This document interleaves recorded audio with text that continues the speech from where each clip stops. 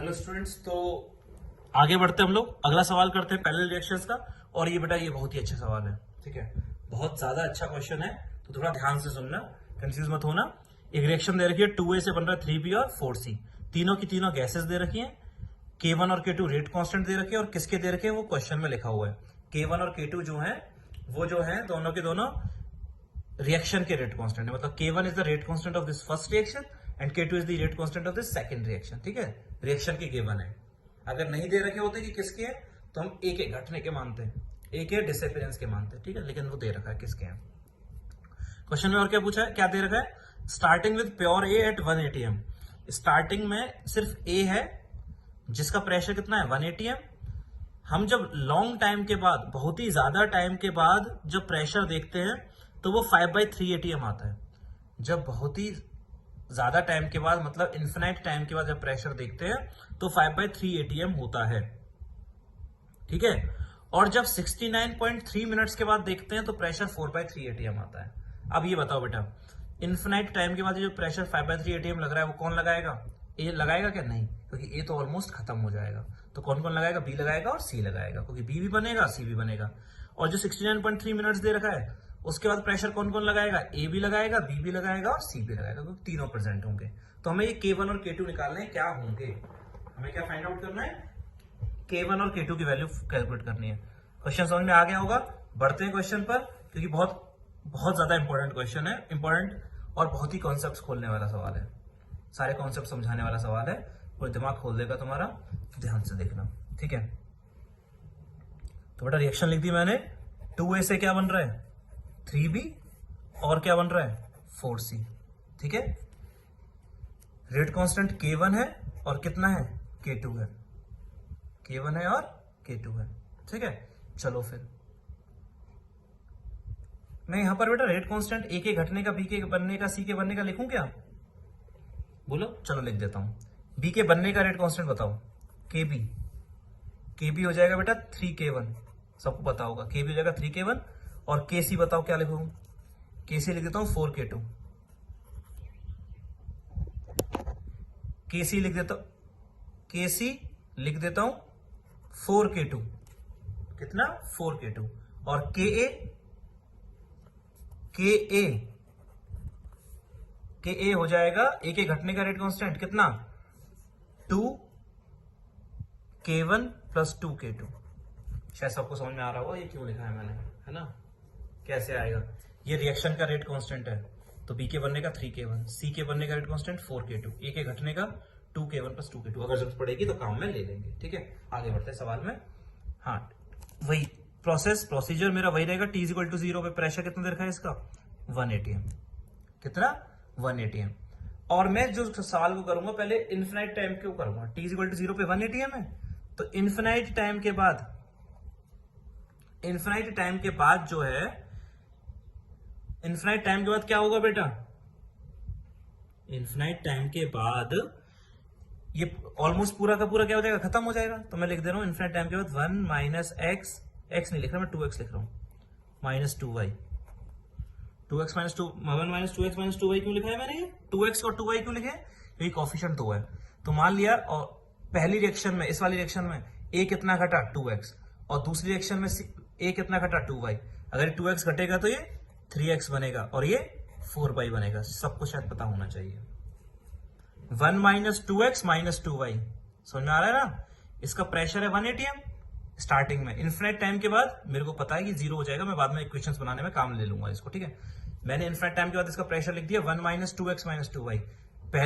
मतलब पहली रिएक्शन में 2x घट रहा है, दूसरी रिएक्शन में 2y घट रहा है। अगर पहली रिएक्शन में 2x घट रहा है तो 3x बनेगा, क्योंकि 2 मोल घटे तो 3 मोल बनेंगे, तो 2x घट रहा है तो 3x बनेगा। दूसरी रिएक्शन में 2x घटेगा तो 4y बनेगा, ठीक है। अब हमें इक्वेशंस बनानी पड़ेंगी, क्या बनानी पड़ेंगी, तो ये तो तुम्हें पता ही है, 2x और जो 2y होगा, ऑब्वियसली a का जो प्रेशर आएगा वो कितना आ जाएगा 0। इसका मतलब 2x plus 2y equal to 1। 2x plus 2y जो आएगा वो किसके इक्वल आएगा बेटा, 1 के इक्वल आएगा, हाँ या ना, सारे लोग बोलो हाँ। क्यों, क्योंकि इन्फिनाइट टाइम की बात हो रही थी, इन्फिनाइट टाइम पर ऑलमोस्ट खत्म हो जाएगा, मतलब 2x प्लस 2y किसके इक्वल होगा 1 के इक्वल होगा। ठीक है, दूसरी इक्वेशन और बनानी है बेटा। दूसरी इक्वेशन कहां से आएगी? एक्स और वाई में एक इक्वेशन और बनानी पड़ेगी, तभी हमारे पास क्या निकल पाएंगे? एक्स और वाई निकल पाएंगे। एक्स और वाई अगर तुमने दो अननोन माने तो दोनों को निकालना पड़ेगा। कैसे निकालोगे बेटा? कैसे निकालोगे? इनफिनाइट टाइम के बाद क्या दे रखा है बेटा? प्रेशर दे रखा है। कितना एटीएम? 5/3 एटीएम। इनफिनाइट टाइम के बाद प्रेशर। इनफिनाइट टाइम के बाद बचेगा कौन? ए प्रेशर लगाएगा क्या? नहीं, वो तो खत्म हो चुका होगा। बी लगाएगा क्या? हाँ। और सी लगाएगा क्या? हाँ। कितना लगा रहा है? 3x ATM. सी कितना लगा रहा है? 4y atm. मतलब 3x plus 4y is equal to कितना atm? 3x plus 4y is equal to कितना दे रखा था बेटा?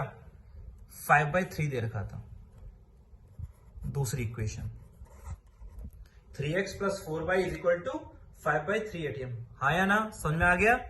इन्फिनाइट टाइम के बाद ए तो प्रेशर लगाएगा नहीं, जीरो हो जाएगा उसका। तो बी का प्रेशर 3x, सी का प्रेशर 4y, दोनों को जोड़ा 5/3 के बराबर रखा। किसके इक्वल रख दिया? 5/3 के इक्वल रख दिया। ठीक है, सॉल्व कर लो। यहां से सॉल्व अगर करोगे तो x जो निकलेगा, चेक कर लेना बेटा, यहां से जो x आ रहा है वो आ रहा है 1/3।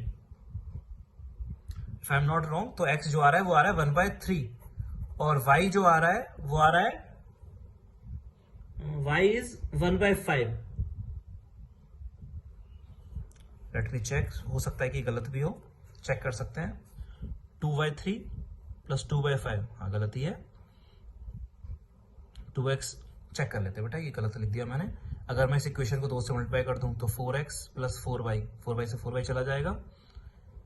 ठीक है, 4, मैं इस इक्वेशन को 2 से मल्टीप्लाई कर रहा हूं, तो 4x प्लस 4y, 4x में से 3x गया तो x, 2 माइनस 5/3, 2 माइनस 5/3 मतलब 1/3।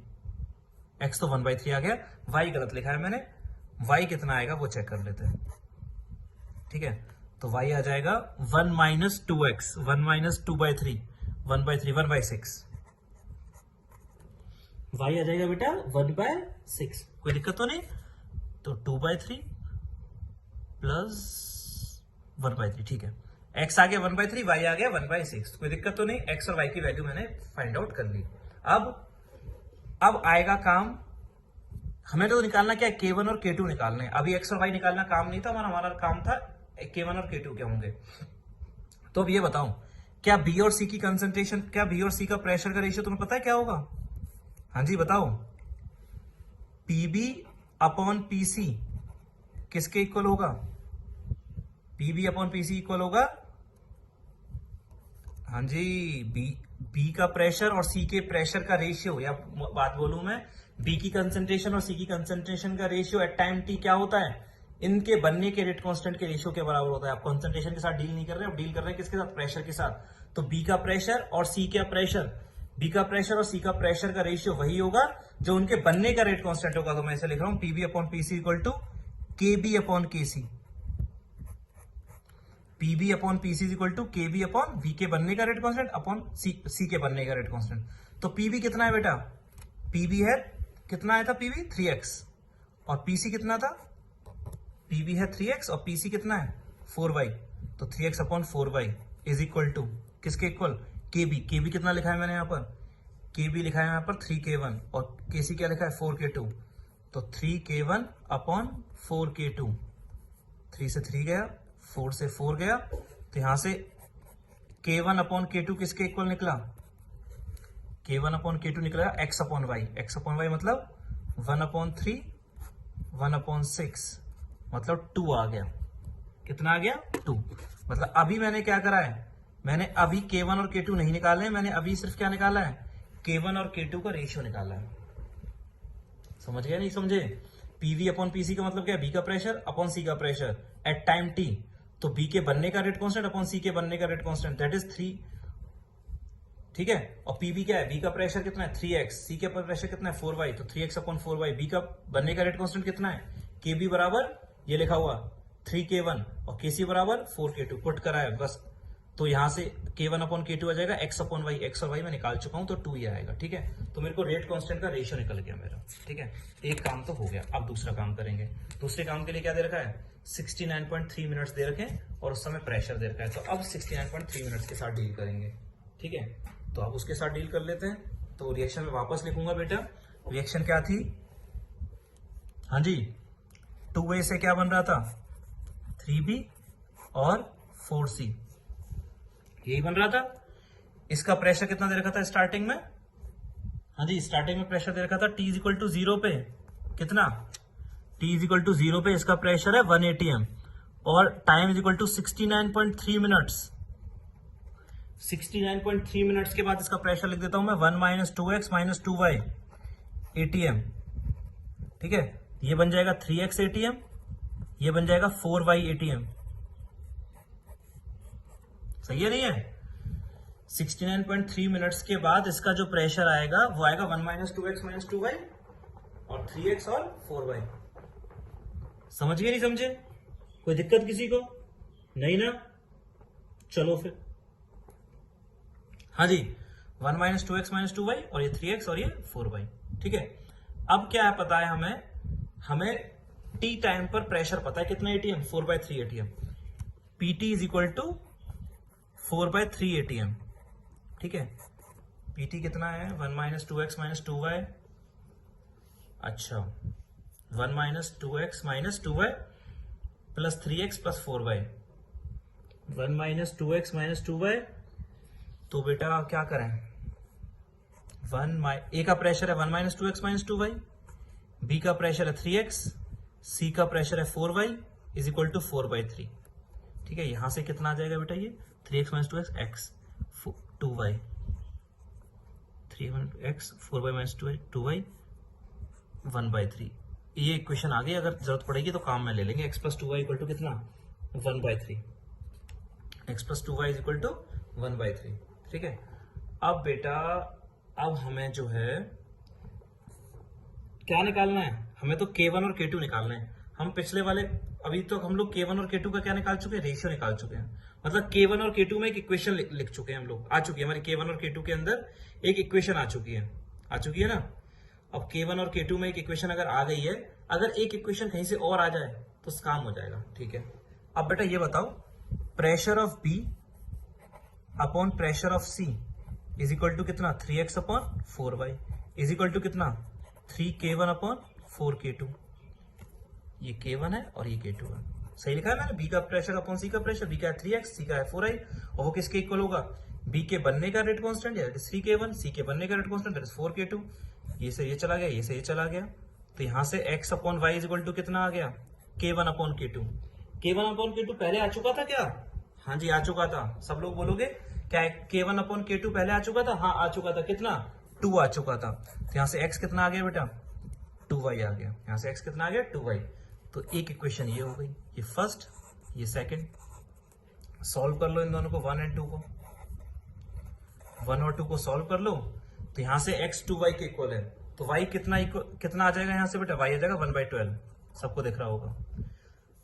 2y plus 2y 4y equal to 1/3, y equal to 1/12, और x इक्वल टू कितना आ जाएगा? 2y यानी 1/6। ठीक है, x आ गया, y आ गया, लेकिन हम तो चाह रहे थे यार K1 और K2 में ना एक वो आ जाए। क्या? K1 और K2 में एक इक्वेशन और आ जाए जिससे K1 K2 निकाल सकूं, क्योंकि K1 और K2 में एक इक्वेशन तो कहां से आ गई है? K1 upon K2 is equal to 2। एक इक्वेशन कहीं से और चाहिए। तो बेटा अब थोड़ा देखो, ये जो 69.3 मिनट्स दे रखा है, उस टाइम के बाद A का प्रेशर कितना होगा? At T is equal to 69.3 minutes, PA is equal to 1 minus 2x minus 2y, तो इज इक्वल टू कितना? 1 माइनस 2/12 माइनस 2/6, मतलब कितना? 1 माइनस 1/6 माइनस 1/3। ठीक है, तो ये कितना आ जाएगा बेटा? हाँ जी, हाफ आ जाएगा शायद, चेक करना कितना आ जाएगा बेटा? Half atm। 69.3 मिनट्स पर A का प्रेशर है 1 माइनस 2x माइनस 2y, मैंने x और y की वैल्यू पुट करी, हाफ atm। मतलब क्या हो गया बेटा? पढ़ा हो गया, काम हो गया अपना। कैसे काम हुआ? 69.3 मिनट्स के बाद प्रेशर है हाफ atm A का। किसका? सिर्फ A का। और पहले कितना था बेटा A का प्रेशर? 1 atm। मतलब जिसे 69.3 मिनट्स दे रखी है वो इसकी क्या है? हाफ लाइफ है। स्टार्टिंग में A का प्रेशर था कितना atm? स्टार्टिंग में A का प्रेशर था 1 atm, और 69.3 मिनट्स के बाद ए का प्रेशर हो गया हाफ एटीएम। इसका मतलब therefore 69.3 minutes is half life of A. A का स्टार्टिंग में प्रेशर था 1 एटीएम और 69.3 मिनट्स के बाद प्रेशर हो गया आधा एटीएम। इसका मतलब जो 69.3 मिनट दे रखा है वो ए की हाफ लाइफ है। ए की हाफ लाइफ है तो के नेट निकल गया, के निकल गया, के ए कितना 0.693 अपॉन, अरे भैया जब ए की हाफ लाइफ पता लग गई तो के तो पता लग ही जाएगा, 0.693 अपॉन 69.3 यानी कितना 1/100। कितना आ गया 1/100। आया नहीं आया ए के? अच्छा ये बताओ ये हाफ लाइफ है किसकी, ए की, मतलब ए कितनी देर में आधा हो जाएगा। ए पहले था 1 एटीएम और आधा एटीएम हो गया वो कितनी देर में, आधा एटीएम हो गया वो 69.3 मिनट्स, मतलब एक हाफ लाइफ इतनी है। ए की हाफ लाइफ अगर पता है तो ए के घटने का के निकल जाएगा। बेटा जो हाफ लाइफ का फॉर्मूला था फर्स्ट ऑर्डर के लिए वो क्या था 0.693 अपॉन के, तो के कितना जाएगा 0.693 अपॉन हाफ लाइफ। और ये जो के है वो के क्या है, मैंने बताया था सारे फॉर्मूले ड्राइव हुए हैं उसमें, के क्या है rate constant of disappearance of reactant, तो डिसअपीयरेंस ऑफ रिएक्टेंट के। और बेटा के क्वेश्चन में पहले ही लिख दिया था मैंने, के ए किसके इक्वल है, के ए इक्वल है 2k1 प्लस 2k2। के ए किसके इक्वल है 2k1 प्लस k2k, तो मैं इसे रख दूंगा 2k1 प्लस 2k2। तो यहां से बेटा k1 प्लस k2 किसके इक्वल आ जाएगा 1/200 के इक्वल आ जाएगा। k1 प्लस k2 आ जाएगा बेटा 1/200 और k1 अपॉन k2 किसके इक्वल था also k1 upon k2 is equal to 2, तो सॉल्व हो जाएगा ना। Therefore k1 is equal to क्या भाई, k1 प्लस k2 1/200 के बराबर है और k1 अपॉन k2 किसके इक्वल है 2 के इक्वल है। ठीक है, तो k2 कितना आ गया बेटा, k1 कितना आ गया, k1 आ जाएगा कितना, k1 आ जाएगा 1/300 मिनट इनवर्स और k2 आ जाएगा 1/600 मिनट इनवर्स। यही अपने आंसर्स हो जाएंगे इस पार्ट के। k1 आ जाएगा 1/300 और k2 आ जाएगा 1/600। समझे? तो बहुत ही अच्छा सवाल है। इनफिनिट टाइम वाला तो कर लिया होगा, देख लिया होगा भी तुमने। फिर इस वाले इसमें क्या करा मैंने, टी टाइम जो 69.3 मिनट्स दे रखा था उस पर प्रेशर लिखा, एक्स और वाई के टर्म्स में लिख दिया, लेकिन टी टाइम पर दे रखा था 4/3 एटीएम, तो उसके लिए इक्वेशन लिख दी, ए का प्रेशर प्लस बी का प्रेशर प्लस सी का प्रेशर लिख दिया। और बी का प्रेशर और सी का प्रेशर क्या होगा 3x/4y, जो किसके इक्वल होगा बी और सी के बनने के रेट कांस्टेंट के रेशियो के बराबर, वो भी लिख दिया। 3k1/4k2। यहाँ से एक्स और वाई में क्या आ गई इक्वेशन आ गई, एक यहाँ से आ गई एक यहाँ से आ गई। यहाँ से एक्स और वाई सॉल्व किए, तो जब एक्स और वाई यहाँ से सॉल्व किए दोनों की वैल्यू आ गई। और फिर क्या किया मैंने, फिर मैंने क्या किया 69.3 मिनट्स के बाद, 69.3 मिनट्स के बाद जो ए का प्रेशर दे रखा था वो दे रखा था 1 - 2x - 2y, तो मैंने x और y की वैल्यू पुट कर दी। ए का जो प्रेशर लिखा मैंने 1 - 2x - 2y, 2x x की वैल्यू पुट करी ये रही, y की वैल्यू पुट करे ये रही। बेटा थोड़ा गलती हो गई, हाँ नहीं ठीक है, x की वैल्यू पुट करी और y की वैल्यू पुट करी। यहां से PA निकल गया हाफ एटीएम, सॉल्व करा तो प्रेशर निकल गया आधा एटीएम, मतलब 69.3 मिनट्स के बाद ए का प्रेशर हो गया आधा एटीएम और स्टार्टिंग में ए का प्रेशर था 1 एटीएम और 69.3 मिनट्स के बाद हो गया आधा एटीएम। इसका मतलब जो 69.3 मिनट्स है वो उसकी हाफ लाइफ है, वो 69.3 मिनट्स क्या है हाफ लाइफ है ए की। तो फिर मैंने यहां से क्या निकाला, ए के घटने का रेट कांस्टेंट निकाल दिया। क्या निकाल दिया, ए के घटने का रेट कांस्टेंट, जो किसके इक्वल होगा भाई, फॉर्मूला क्या था हाफ लाइफ का, half life for first order is 0.693 upon के, वेयर के is the rate constant of disappearance of reactant. तो 0.693 अपॉन भाई हाफ लाइफ 69.3, यहां से कितना आ गया 1/100। ये 1/100 क्या है, ए के घटने का रेट कांस्टेंट है और ए के घटने का रेट कांस्टेंट मैं पहले ही निकाल चुका था। ए के घटने का रेट कांस्टेंट था 2k1 प्लस 2k2, तो ए के घटने का रेट कांस्टेंट हो गया 2k1 प्लस 2k2। तो यहां से k1 प्लस k2 कितना आ गया 1/200 और एक इक्वेशन पहले ही निकाल चुके थे हम लोग, k1/k2 किसके इक्वल था, k1/k2 2 के बराबर था। k1/k2 जो था वो किसके इक्वल था 2 के बराबर था नहीं था, k1/k2 किसके इक्वल था 2 के इक्वल था। तो इन दोनों इक्वेशंस को सॉल्व किया तो K1 भी निकल गया, K2 भी निकल गया। गलती तो नहीं हुई है ना K1 और K2 निकालने में? हाँ जी, K1 equal to 2K2, 3K2 equal to this. हाँ ठीक है, 1/600 और 1/300 आ जाएगा। ठीक है, तो बहुत ही अच्छा क्वेश्चन है, समझ में आ गया होगा। एक बार और थोड़ा ध्यान से देखोगे, अपने से करोगे क्वेश्चन को, और समझ में आ जाएगा। ठीक है, और क्वेश्चन करेंगे वो, लेकिन नेक्स्ट वन पे करते हैं। Thank you.